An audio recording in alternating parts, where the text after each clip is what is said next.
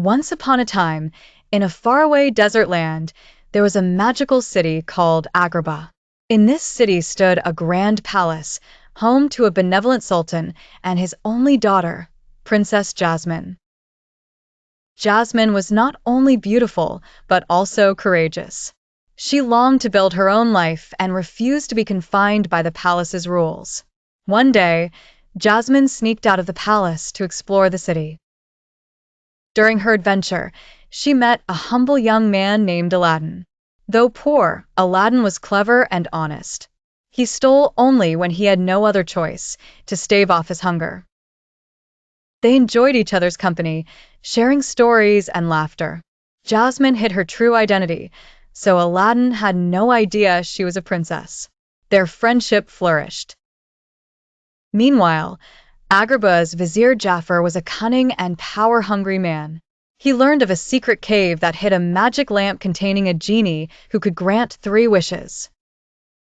Only a diamond in the rough could retrieve it, so Jafar planned to manipulate Aladdin into fetching it. Aladdin stumbled upon the genie in the cave, by chance. The genie offered to grant him 3 wishes.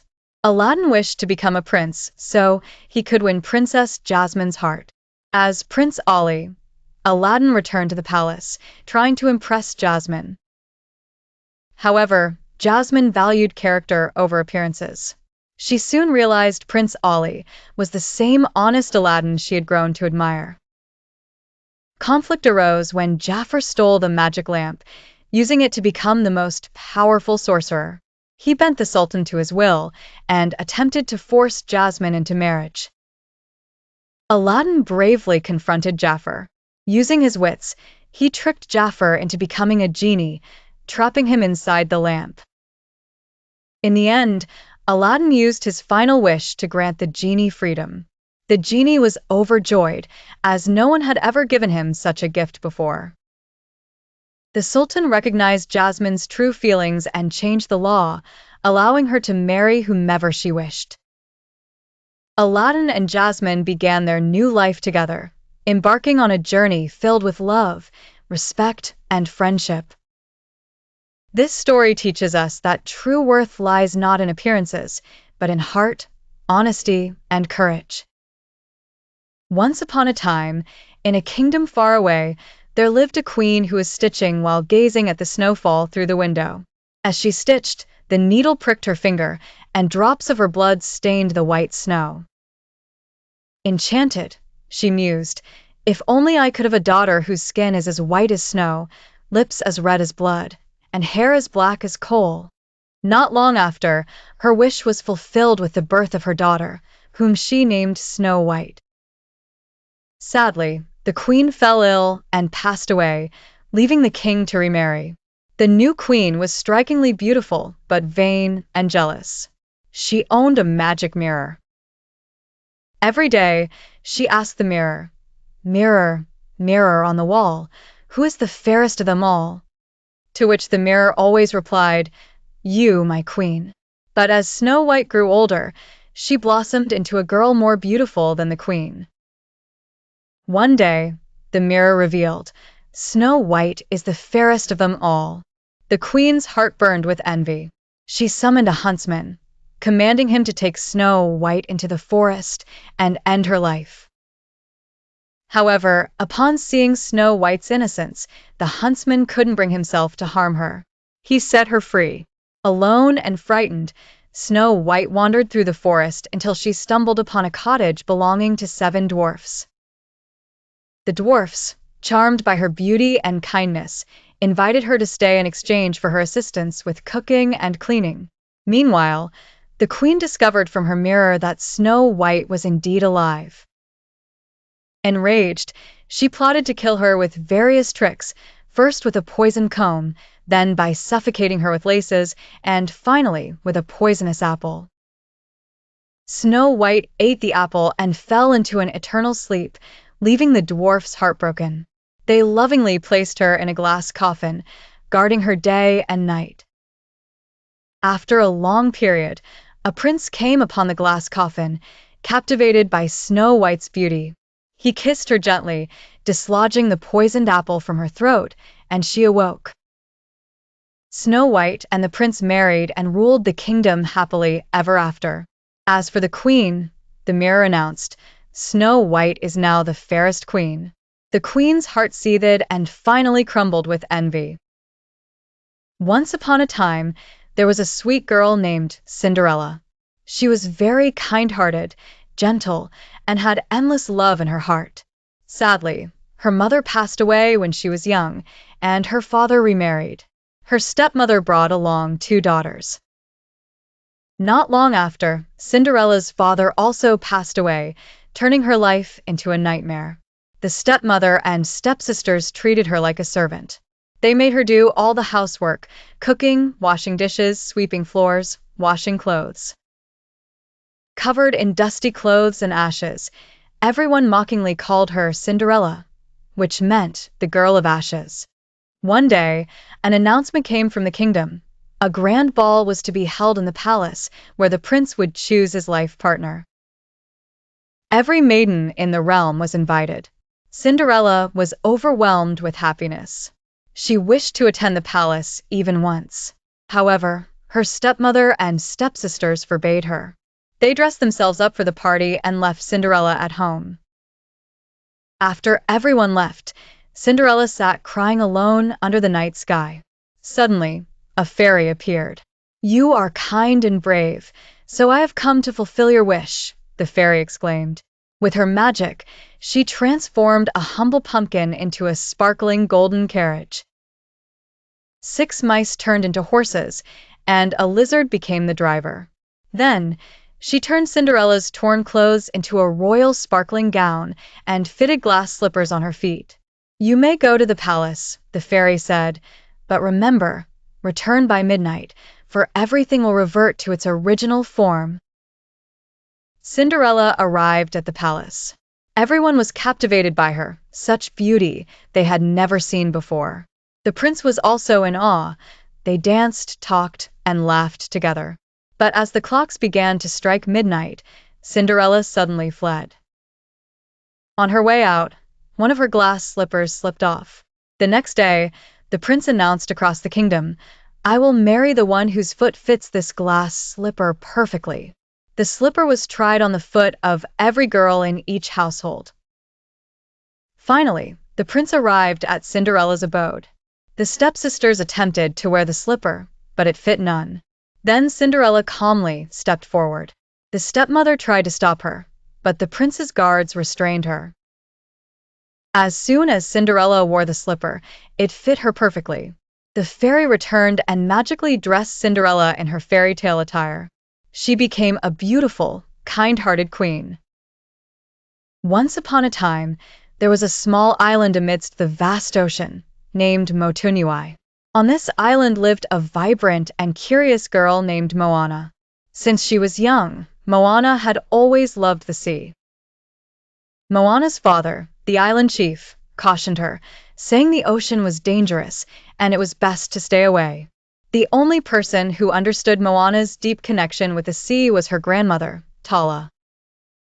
Tala often told Moana, "Within you lies the power to hear the call of the ocean." One day, she revealed to Moana the story of a brave demigod named Maui, who long ago had stolen a precious heart.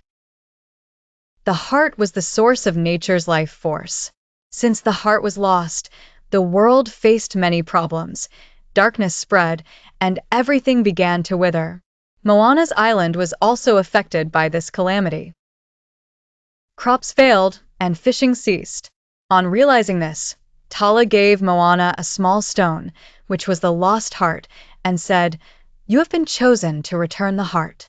With determination, Moana set out on a sea journey. Moana journeyed alone in a canoe, braving numerous storms and challenges. She finally found Maui, who was reluctant to help.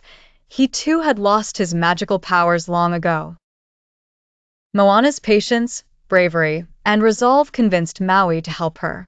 Together, they faced many dangers and eventually confronted the fiery demon named Te Ka. Te Ka was terrifying, But Moana realized that this demon was actually nature itself, engulfed in darkness after losing its heart. Standing before the demon, Moana exclaimed, "I know who you are." Moana returned the heart, and the demon transformed back into peaceful and beautiful nature. The earth was rejuvenated, returning to its vibrant self. Maui thanked Moana and departed, while Moana returned to her island. In everyone's eyes, she was no longer just the chief's daughter, but a brave leader who answered her calling. Under Moana's leadership, the islanders learned to sail the ocean once again, just like their ancestors. This is the tale of Moana, a young girl's journey of self-discovery. Moana embraced responsibility and brought light back to the world, changing everything for her people and restoring the balance of nature. Once upon a time, in a tranquil kingdom, King Stefan and his queen were overwhelmed with joy at the birth of their long-awaited daughter. They named her Aurora. Unique in every way, her arrival seemed to breathe new life into the kingdom like the dawning of a golden sun. A grand festival was arranged in the palace to celebrate her birth. The kingdom's 3 fairies, Flora, Fauna, and Merryweather, dressed in shimmering gold, came to bless the child. The first fairy gifted Aurora with ethereal beauty, while the second bestowed upon her a melodious voice. Just then, a storm of darkness arose, and the malevolent fairy Maleficent, who had not been invited, arrived. Her eyes burned with fire, and her voice dripped with the poison of curses. She declared, "When Aurora turns 16, she shall prick her finger on the spindle of a spinning wheel and fall into an eternal sleep." Fear spread through everyone's hearts like wildfire. But the third fairy, Merryweather, used her blessing to alter the curse. Aurora will not die. Instead, she will fall into a deep slumber and can only be awakened by a true love's kiss. To protect their daughter, the king and queen sent her to live secretly in a cottage in the woods under the care of the 3 fairies. There, without knowing her true identity, Aurora grew up as an ordinary girl, amidst the serene forest, accompanied by the songs of birds and the shadows of deer. One day, in the midst of the forest, she met a mysterious young man. That young man was Prince Philip, with whom Aurora shared a glance that birthed a beautiful love. However, fate brought back the curse. Upon returning to the palace, an invisible shadow led Aurora to the spindle, where she pricked her finger and fell into the very slumber foretold by Maleficent's curse. Silence descended upon the kingdom, yet love refused to rest. With a fairy's help, Prince Philip ventured to Maleficent's castle. Maleficent, transformed into a fierce dragon, built a raging wall of fire to protect her lair. But true love knows no barriers. Philip, armed with a sword, battled the beast and emerged victorious. Finally, he placed a gentle kiss on Aurora's lips, a kiss of true love. Instantly, the princess awoke, her eyes alight with renewed life. Music echoed through the palace, lights blazed, and in the magical culmination of love, the prince and the princess united. Thus ended one fairy tale, and a story of eternal love was born. In a quaint village, there lived an honest couple. The wife was pregnant, and during her pregnancy, she developed a craving for a special herb called rampion that grew in the neighboring garden, owned by the sorceress Gothel. Driven by his wife's longing, her husband sneaked into the garden at night and stole some herbs. Though he went unnoticed the first time, the second time he was caught by Gothel. With a menacing voice, she declared, "You have stolen from my garden, and for that, I demand your unborn child." Trembling with fear, the husband had no choice but to agree. When the baby girl was born, the sorceress took her away, naming her Rapunzel after the herb. As Rapunzel grew, her beauty became renowned. Her golden hair was as brilliant as sunlit fields of wheat, and her heart was as soft as a flower. Knowing such beauty needed to be hidden from the world, Gothel imprisoned Rapunzel in a high tower. The tower had neither doors nor stairs, only a single small window. Days passed with Rapunzel sitting by the window, listening to the birds and dreaming of a world beyond. Every day, Gothel would call out, "Rapunzel, let down your hair." Rapunzel would then lower her long golden hair out the window so Gothel could climb up. One day, a prince riding through the forest heard Rapunzel singing. Captivated by her voice, he stood transfixed, observing how Gothel climbed up by Rapunzel's hair.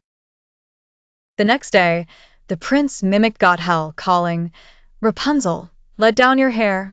Thinking it was Gothel, Rapunzel let down her hair, and the prince ascended. Their eyes met, and time seemed to stop. Rapunzel saw another human for the first time, and they quickly formed a friendship. The prince often visited, sharing songs and dreams of their future together. However, one day Rapunzel inadvertently mentioned the prince to Gothel. Furious, Gothel cut off Rapunzel's hair and cast her into a distant desert. When the prince returned, Gothel deceived him with Rapunzel's cut hair. Once he climbed up, she pushed him from the tower. He fell, his eyes pierced by thorns, leaving him blind. Wandering one day in the desert, the blind prince heard a familiar song, Rapunzel's voice. Rushing towards it, he embraced her. As her tears fell on his eyes, his sight was miraculously restored. Love triumphed over magic. Together they returned to the kingdom, got married, and their love, like Rapunzel's hair, was boundless, radiant, and everlasting. Long, long ago, in a peaceful kingdom surrounded by mountains, rivers, and lush forests, lived a young girl named Mulan. She was quite unique, with a heart full of thunderous courage and eyes shining with dreams under the silent sky. Her family was small, a wise old father, a loving mother, and a childhood that sang like two golden birds. One day, the sound of war rang through the skies. Dangerous enemies from the north were about to invade the kingdom. The king declared that one man from each family must join the army. Mulan's father was a former warrior. Though bowed by the weight of age, he could not defy the royal decree. But Mulan knew that this journey would become his last. Under the cover of night, when all birds had returned to their nests, Mulan quietly made her decision. She donned men's clothing, cut her long hair, fastened her father's old sword to her waist, and left home. She became a mysterious young man, nameless, identityless, yet full of indomitable courage. Joining the troops began a harsh life. Training, cold, hunger, and death came knocking every day. But Mulan did not retreat. Through her skill and intelligence, she became a unique name among the soldiers. When the enemy stood at the gates of the kingdom, Mulan, with her strategy and bravery, brought a great victory for her country. The king wished to reward her with gold, honor, and a royal position. But Mulan humbly replied, "I want nothing. I just wish to return my home, to my family." When she revealed her true identity, the entire kingdom was stunned. The hero they all believed to be a great man was a young woman. Tears filled many eyes, for the hands that held swords in times of terror were the emblem of love, courage, and sacrifice. Mulan returned to her home, just like a butterfly returns to its garden after a storm. And from then on, every mountain, river, and the trembling of flowers echoed the story of a courageous daughter who inscribed an everlasting fairy tale with love and valor.